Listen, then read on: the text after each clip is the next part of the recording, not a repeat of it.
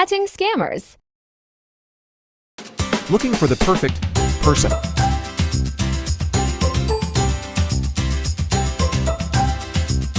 Victim spotted.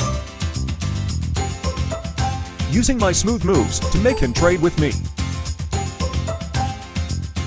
Migrate office.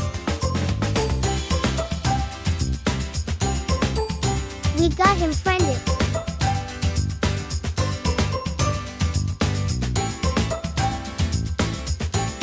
Oh no. Me telling him to kick the other person out.